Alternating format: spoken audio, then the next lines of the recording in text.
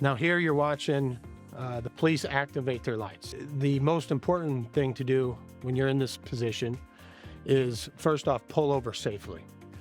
And I think it's important to remember that not every traffic stop turns into a DWI investigation.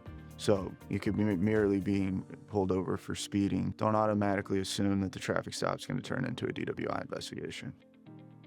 It's important, of course, to have your license and insurance readily available and be polite. I mean, not being polite doesn't get you anywhere. Many times, if you're fumbling around looking for these items, that'll be the first indicator that the officer says, hey, this person may be intoxicated.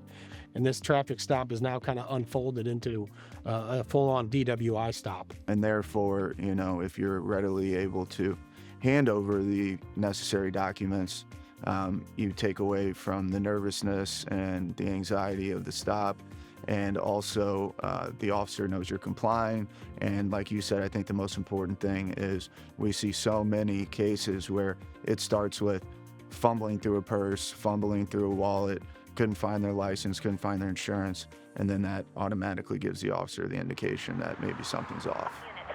At Combs Waterkotte, we have 5 attorneys who have received extensive training in the field of DWI law. They've handled hundreds and hundreds of DWI cases throughout their career. Oftentimes, people come to our office and believe their case is not winnable, and that is not true.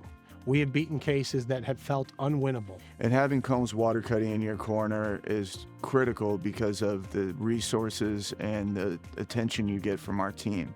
When your file comes into our office, it gets reviewed by a senior litigation paralegal, a law clerk, an associate attorney, and then it lands on one of the managing partners' desk for final review.